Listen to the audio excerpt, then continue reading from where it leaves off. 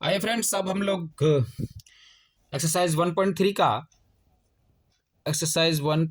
का ये जो वर्ड प्रॉब्लम है उस पर ध्यान देते हैं।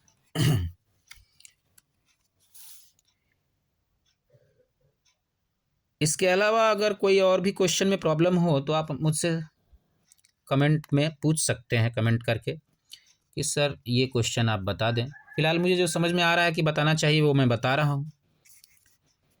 6 नंबर जो क्वेश्चन है ये एक वर्ड प्रॉब्लम है। इसमें कह रहा है a certain freezing process requires that room temperature be lowered from 40 degree Celsius at the rate of 5 degree Celsius every hour. कि कहीं किसी रूम का फ्रीजिंग प्रोसेस चल रहा है, फ्रीजिंग प्रोसेस चलाना है और उस रूम का जो टेम्परेचर अभी प्रेजेंट में है वो 40 डिग्री सेल्सियस है और हर घंटे 5 डिग्री सेल्सियस टेम्परेचर डाउन किया जा रहा है।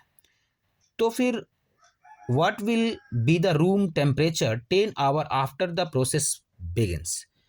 प्रोसेस के शुरुआत होने के बाद से इट मीन्स कि जब आप टेम्परेचर को प्रति घंटे 5 डिग्री सेल्सियस कम करना शुरू कर दिए उस समय से, ठीक है, लेकर के जब चला प्रोसेस तो फिर 10 घंटे के बाद, क्वेश्चन में आपका लिखा हुआ है कि 10 आवर्स आफ्टर, 10 घंटे के बाद। आप एक्सरसाइज मिला लें, 1.3 है, क्वेश्चन नंबर 6 है। तो 10 घंटे के बाद जो है टेम्परेचर उस रूम का क्या होगा, यही पूछा गया है। तो पहले अभी जो प्रेजेंट में टेम्परेचर है वो क्या है, 40 डिग्री सेल्सियस, ठीक है। तो प्रेजेंट में क्या है टेम्परेचर अभी,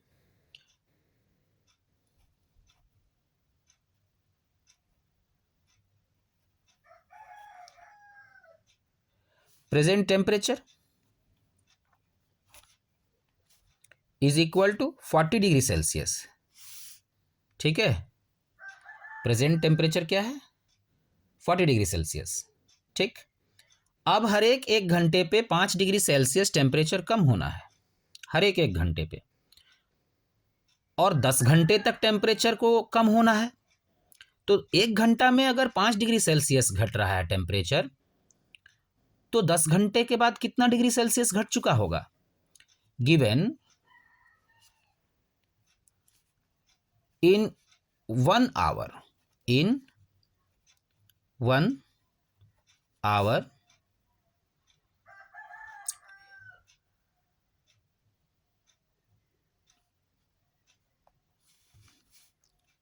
कितना लो हो रहा है, डाउन हो रहा है, 5 डिग्री सेल्सियस लो हो रहा है, ठीक है, 5 डिग्री सेल्सियस लो हो रहा है। Then in 10 hours, then in 10 hours, 10 घंटे में कितना डिग्री सेल्सियस लो होगा, is equal to 10 multiply by 5 degree Celsius is equal to 50 degree Celsius. यानी 10 घंटे के बाद, 10 घंटे में 50 डिग्री सेल्सियस टेम्परेचर डाउन हो जाएगा। तो सवाल यही पूछा है कि आफ्टर 10 आवर उस रूम का टेम्परेचर क्या होगा, ठीक है। देयरफॉर आफ्टर 10 आवर्स लिखेंगे, after 10 hours the room temperature will be, the room temperature, ये शॉर्ट में लिख रहा हूं, will be, ठीक है, क्या होगा 10 घंटे के बाद, 10 घंटे के बाद रूम का टेम्परेचर जितना 10 घंटा पहले था उसमें से माइनस कर देंगे 10 घंटे के बाद जो टेम्परेचर आ रहा है उसको। तो 10 घंटे के बाद कितना टेम्परेचर होगा, 50 डिग्री सेल्सियस घटेगा। 10 घंटे में मैंने क्या बताया, 50 डिग्री सेल्सियस घटेगा, बिकॉज 1 घंटे में 5 डिग्री सेल्सियस लो हो रहा है। तो 10 घंटे में 5 multiply by 10 is equal to 50 degree Celsius कम होगा, जितना है प्रेजेंट में उससे कम होगा 50 डिग्री सेल्सियस, ठीक है। तो कम होगा यानी माइनस होगा। तो प्रेजेंट में जो था वो था, प्रेजेंट में रूम का टेम्परेचर क्या था उस समय, 40 डिग्री सेल्सियस, ठीक है, minus 50 degree Celsius is equal to minus का 10 डिग्री सेल्सियस। गौर कीजिए, ये वो कंडीशन आ गया, कुछ पिछले वीडियो में मैं बताया था कि बड़ा नंबर का साइन यूज़ करते हैं जब प्लस माइनस करते हैं, तो जब घटाते हैं या प्लस माइनस करते हैं तो बड़ा नंबर का साइन यूज़ करते हैं। यहाँ 40 डिग्री सेल्सियस के लेफ्ट साइड में कोई साइन नहीं है, तो ये क्या है, प्लस में है। और इधर इसके लेफ्ट साइड में 50 डिग्री सेल्सियस के लेफ्ट साइड में माइनस का साइन है, तो इसका मतलब ये माइनस में है। तो जब माइनस हुआ, काम तो माइनस का हुआ, प्लस माइनस माइनस, लेकिन साइन उस चीज़ का यूज़ किया गया, उस नंबर का यूज़ किया गया जो बड़ा था। ये 50 डिग्री सेल्सियस जो है बड़ा था और इसका साइन माइनस में था, माइनस यूज़ हुआ, यानी माइनस 10 डिग्री सेल्सियस टेम्परेचर हो जाएगा 10 घंटे के बाद उस रूम का, ठीक है। ये इसका आंसर हो गया। फिर उसके बाद 7 नंबर देखते हैं। 7 नंबर क्वेश्चन भी वर्ड प्रॉब्लम ही है। 7 नंबर भी क्वेश्चन वर्ड प्रॉब्लम है। इसमें कह रहा है, in a class test containing 10 questions, 5 marks are awarded for every correct answer and -2 marks are awarded for every incorrect answer and 0 for questions not attempt। मतलब ये है कि टेस्ट हुआ है क्लास में और 10 क्वेश्चंस हैं। 10 क्वेश्चंस में से हर एक सही जवाब के लिए स्टूडेंट्स को 5 मार्क्स दिए जाते हैं और गलत जवाब के लिए -2 मार्क्स होता है, -2 मार्क्स दिया जाता है, ऐसा समझ लीजिए, -2 मार्क्स दिया जाता है। और इनकरेक्ट, और जो क्वेश्चन नहीं अटेम्प्ट किया है उसके लिए 0, ठीक है। तो फिर पहला केस जो है वो है मोहन का। मोहन दिया है टेस्ट, देखिए क्या मिलता है इसको। Mohan gets 4 correct and 6 incorrect answer, ठीक है। मोहन के केस में क्या दिया है कि मोहन 4 करेक्ट आंसर करता है। तो पहले नंबर ऑफ क्वेश्चन कितना है, 4 क्वेश्चंस करेक्ट करता है, 4 लिख लिए, ठीक है। ध्यान दीजिए, किताब में आपके क्वेश्चन है, आप किताब को सामने रख करके बनाए, है ना। मुझे उतना ये नहीं रहता है मतलब क्वेश्चन लिखूं उसमें, ठीक है। जब लिखना होगा तो लिख दूंगा, लेकिन अभी फिलहाल आप क्वेश्चन को सामने रखिए और क्वेश्चन को पढ़ते हुए बनाइए। तो 4 करेक्ट आंसर करता है मोहन, गेट्स 4 करेक्ट आंसर करता है और 6 इनकरेक्ट आंसर करता है। दोनों को मैं यहाँ लिख लिया, ठीक है। स्टेटमेंट पे आप लिखिएगा नंबर ऑफ करेक्ट आंसर्स, ऐसे लिखिए, नंबर ऑफ करेक्ट आंसर्स, ठीक है, number of correct answers, correct answers is equal to 4। तो जब 4 करेक्ट आंसर है तो करेक्ट आंसर से मिलने वाले अंक जो होंगे, नंबर जो होंगे, वो क्या होगा, मार्क्स जो होंगे। तो मार्क्स फॉर्म क्या लिखेंगे, marks from correct answers, correct answer, answer को शॉर्ट में एनएस लिखा हूं। Correct answer is equal to, जब 4 आंसर करेक्ट है और क्वेश्चन में अपना क्या दिया हुआ है कि करेक्ट आंसर के लिए 5 मार्क्स मिलते हैं, ठीक है। तो इसको मल्टीप्लाई कीजिए 5 से, तो आपको पता चल जाएगा कि कितना मार्क्स आया उसको करेक्ट आंसर से। तो इज इक्वल टू, ये नंबर, ये 4 आंसर उसने करेक्ट किया इसलिए मैंने 4 लिखा, और ये 5 से इसलिए मल्टीप्लाई किया क्योंकि हर एक करेक्ट आंसर के लिए 5 मार्क्स दिए जाने हैं। तो टोटल मार्क्स जो है करेक्ट आंसर से वो 5 4 जा 20 मार्क्स। मोहन को करेक्ट किए हुए आंसर से 20 मार्क्स आए हैं। अब देखिए इनकरेक्ट आंसर का जो संख्या है वो क्या है, मोहन इनकरेक्ट आंसर कितना किया है, 6, ठीक है। तो number of incorrect answers, incorrect answer is equal to 6, ठीक है। तो जब 6 इनकरेक्ट आंसर है और हर एक इनकरेक्ट आंसर के लिए -2 मार्क्स मिलते हैं, ठीक है। तो मार्क्स कितना आया, मार्क्स फ्रॉम इनकरेक्ट आंसर ये भी मिल ही रहा है लेकिन माइनस में मिल रहा है। ऐसा नहीं सोचिएगा कि इनकरेक्ट आंसर है, सर बोल रहे हैं कि मिल रहा है, वो मिल रहा है, सचमुच मिल रहा है, लेकिन माइनस में मिल रहा है। जब उस माइनस वाले नंबर को प्लस वाले नंबर के साथ ऐड किया जाएगा ना, तो माइनस वाला नंबर घट जाएगा। ठीक है, तो इसलिए इसको इस भाषा में आप बोल सकते हैं कि marks from incorrect answers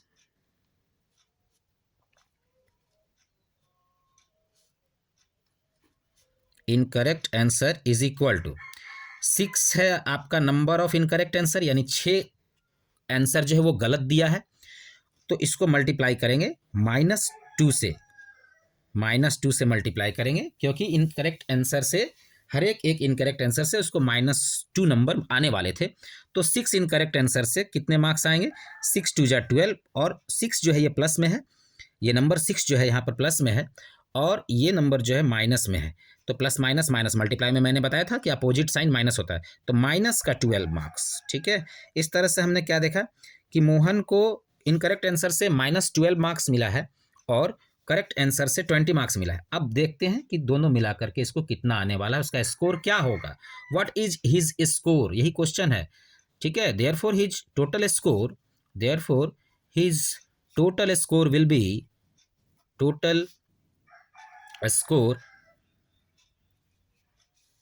will be, क्या होगा टोटल स्कोर? हम लोग क्या करेंगे, दोनों को ऐड कर देंगे। 20 मार्क्स उसको करेक्ट आंसर से आया है और प्लस का साइन लगाएंगे टोटल करने के लिए, और इनकरेक्ट आंसर से उसको माइनस का 12 मार्क्स आया है, तो इस तरह से लिखेंगे। ठीक है, अब इसको सॉल्व कीजिए, is equal to 20 plus minus minus 12, 20 minus 12, 20 में से 12 गया, 8 बचा, इसका मतलब उसको फाइनली 8 मार्क्स आया है। मोहन को 12/8 होता है, 8 मार्क्स आया है। ये आपका आंसर हो गया। इसी का सेकंड क्वेश्चन में आइए, फटाफट बनाइए। सेकंड क्वेश्चन इसका है, Reshma gets 5 correct answer, Reshma के केस में है ना। सेकंड नंबर में आइए, रेशमा के केस में, रेशमा करेक्ट आंसर उसका कितना है? 5 है। ठीक है, करेक्ट आंसर देखिए, मैं यहाँ सी फॉर करेक्ट लिख रहा हूँ। ठीक है, और 5 इनकरेक्ट आंसर है, I for incorrect answer, correct answer CA। ठीक है, इनकरेक्ट आंसर IA। ठीक है, आप समझ लेना इसको। इनकरेक्ट आंसर का नंबर कितना है? 5 इनकरेक्ट आंसर है और 5 करेक्ट आंसर, दोनों का दोनों 5 है। उसने 5 क्वेश्चन सही किए और 5 क्वेश्चन गलत किए। ठीक है, तो रेशमा का करेक्ट आंसर का नंबर आप लिख लो स्टेटमेंट में इस तरह से, ये समझाने के लिए किया हूँ, याद रहे।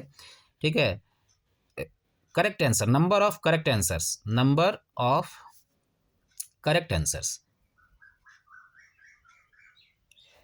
Correct answer is equal to 5। तो करेक्ट आंसर से उसको मिलने वाला मार्क्स क्या होगा? Therefore marks from marks from correct answer,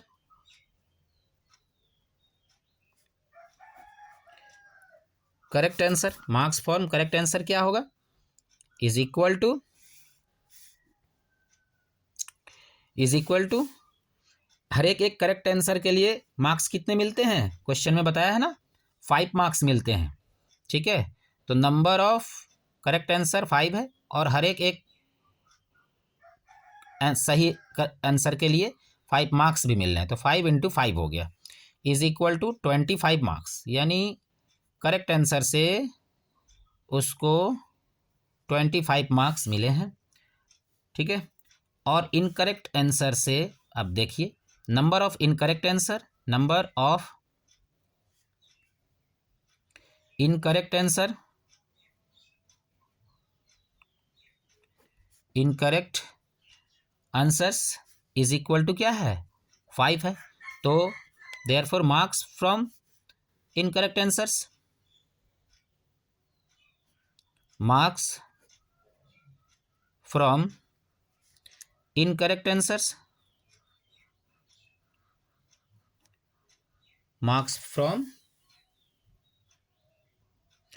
तो मार्क्स फॉर इनकरेक्ट आंसर पर हम लोग बात कर रहे थे, मार्क्स फ्रॉम इनकरेक्ट आंसर, ठीक है, इनकरेक्ट आंसर से मिलने वाले मार्क्स इज इक्वल टू, इसमें आपको -2 मार्क्स मिलते हैं हमेशा हर एक इनकरेक्ट आंसर के लिए, और number of incorrect answer is equal to 5 है, तो 5 multiply by marks obtain from incorrect answers is equal to, ये 5 प्लस में, इसका अपना साइन प्लस में है, और 5 और इस -2 का रिलेशन जो है मल्टीप्लाई का है, तो प्लस माइनस माइनस, मैं बताया हूँ अपोजिट साइन माइनस होता है, और 5 टू जा 10, यानी इनकरेक्ट आंसर से इसको -10 मार्क्स मिले हैं, -10 मार्क्स मिले हैं, ठीक है। तो टोटल उसका स्कोर क्या होगा, देयरफॉर टोटल स्कोर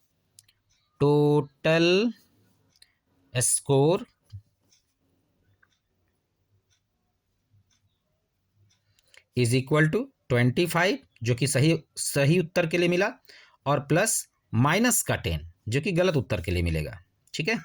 तो 25 प्लस माइनस -10, ठीक है, इज इक्वल टू 25 में से 10 गया तो 15 10 25, 15 मार्क्स, 15 मार्क्स उसको आएगा, किसको, रेशमा को। अब आइए हिना भी परीक्षा दी है, उसका भी चेक कर लेते हैं, ठीक है। Third number, Hina gets 2 correct and 5 incorrect answers.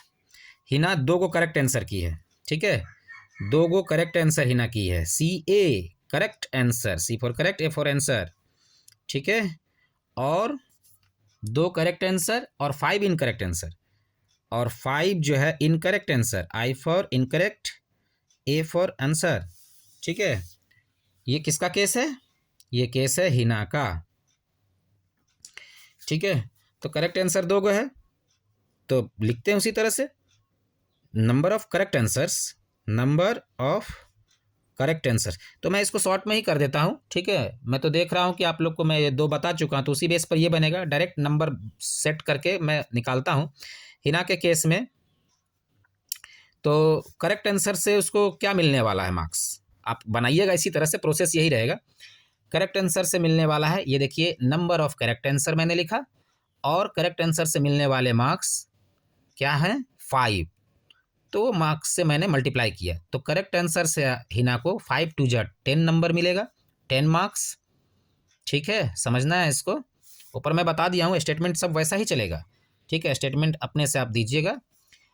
तो 5 मार्क्स आया करेक्ट आंसर से, ठीक है, और इनकरेक्ट आंसर से कितना आएगा, तो सॉरी 10 मार्क्स आएगा करेक्ट आंसर से, और इनकरेक्ट आंसर से कितना मार्क्स आने वाला है, तो पहले ये देखेंगे कि इनकरेक्ट आंसर उसने किए कितने हैं, तो इनकरेक्ट आंसर उसने किए हैं 5, तो number of incorrect answer is equal to 5, और इनकरेक्ट आंसर से उसको मिलना कितना है, हर एक इनकरेक्ट आंसर के लिए हमें -2 मार्क्स मिलते हैं, ठीक है। तो इनकरेक्ट आंसर से मिलने वाला टोटल मार्क्स क्या होगा, इन दोनों को मल्टीप्लाई कर दीजिए, 5 टू जा 10 माइनस का 10 मार्क्स, ठीक है। तो आप क्या करेंगे, करेक्ट प्लस इनकरेक्ट को जोड़ देंगे, ठीक है। तो टोटल मार्क्स का क्या होगा हिना का, total marks is equal two plus का 10 जो कि सही आंसर के लिए मिला है, और प्लस करेंगे क्योंकि टोटल कर रहे हैं हम लोग, और इनकरेक्ट आंसर के लिए इसको क्या मिला है, माइनस का 10, तो is equal to 10 plus minus -10 is equal to 0 marks, Hina fail कर गई, ठीक है, हिना क्या हो गया, फेल कर गई, हिना को 0 नंबर मिला है, ठीक है। तो इस तरह से हम लोगों ने कुछ वर्ड प्रॉब्लम्स को देखा, सीखा। अब ध्यान रखेंगे कि इसमें क्वेश्चन में एक बात और इंक्लूड किया हुआ है कि जो क्वेश्चन उसने अटेम्प्ट नहीं किए हैं, चाहे किसी ने भी, किसी परीक्षार्थी ने जो क्वेश्चन अटेम्प्ट नहीं किए हैं या गलत जवाब दिया है, इस पर नहीं बात करेंगे अभी, फिलहाल इस पर बात करें कि जिस क्वेश्चन को अटेम्प्ट किया ही नहीं गया है, ठीक है, उसके लिए 0 मार्क्स हैं। तो उस कंडीशन को हमने इसमें नहीं कहा है, नहीं बताया है कि जब 0 मार्क्स दिए जा रहे हैं नहीं किए हुए क्वेश्चन के लिए, तो उसको क्या लिखना, बिकॉज किसी में भी 0 ऐड करो, किसी भी मार्क्स में 0 ऐड करो या 0 माइनस करो, फ़र्क तो पड़ेगा नहीं, इसलिए डायरेक्ट हमने उन क्वेश्चंस को लेकर के सॉल्व किया है जिसको उसने अटेम्प्ट किए हैं, और उसमें 2 केस है, एक सही जवाब का और एक गलत जवाब का, तो बस उससे अपना आंसर आ गया है, ठीक है। Thank you. किसी तरह की कमी लगे तो कमेंट कीजिए, मैं कोशिश करूँगा कि आप सबों को सेटिस्फाइड कर सकूं। Thank you.